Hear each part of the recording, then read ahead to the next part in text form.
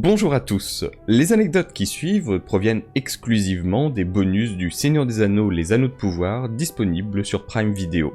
Elles sont reprises et traduites ici de leur version anglaise, beaucoup plus précise, en format audio et vidéo afin de les rendre plus accessibles à tous. La plupart des détails et explications racontées ici sont extraits du Seigneur des Anneaux, et plus particulièrement de son prologue concernant les hobbits et des appendices A à F. Si vous aimez, n'hésitez pas à vous abonner pour plus de contenu en rapport à la série. Bon visionnage. Les anecdotes de l'épisode 2, à la dérive. Il y a de la musique partout en Terre du Milieu, du bruit des rivières aux voix des Ents, en passant par les ménestrels des elfes et des nains, des hommes et des semi-hommes. La chanson est tissée dans toutes les cultures du monde, et même dans la Terre elle-même. Compte tenu de leur petite taille, les semi-hommes appelaient les humains les grandes gens, et faisaient de leur mieux pour éviter de croiser leur chemin, en partie grâce à leur talent impressionnant pour disparaître rapidement et silencieusement. L'Eregion est le royaume elfique le plus récent de la Terre du Milieu à l'ouest des Monts Brumeux.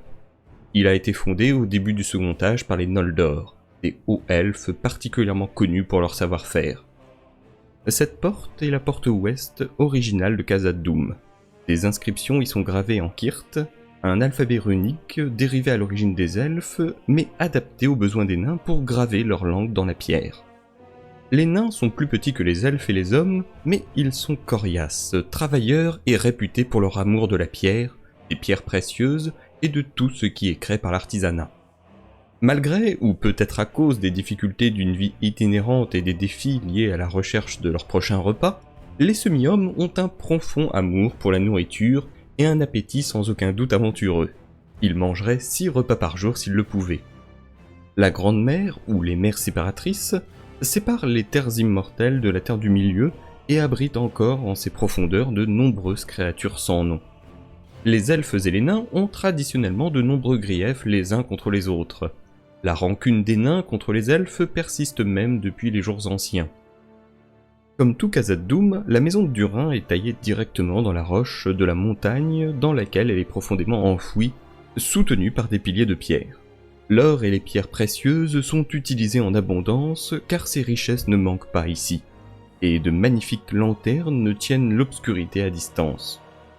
On sait que les hommes de la Terre du Milieu craignent et se méfient des elfes, pourtant ils en savent souvent peu sur eux. L'armure d'Arondir est typique de sa garnison d'elfes sylvains, remplie des influences naturelles qu'ils aiment tant. L'anneau à son pouce porte l'inscription en Sindarin « Que tes flèches chantent ». Il existe de nombreux types d'orques de tailles différentes, chacun adapté à des objectifs spécifiques. Ils ont été élevés pour la première fois par le Seigneur des Ténèbres du Nord durant les jours anciens. Bien qu'immortels et robustes, les elfes peuvent quand même mourir de blessures ou de causes non naturelles, y compris la noyade.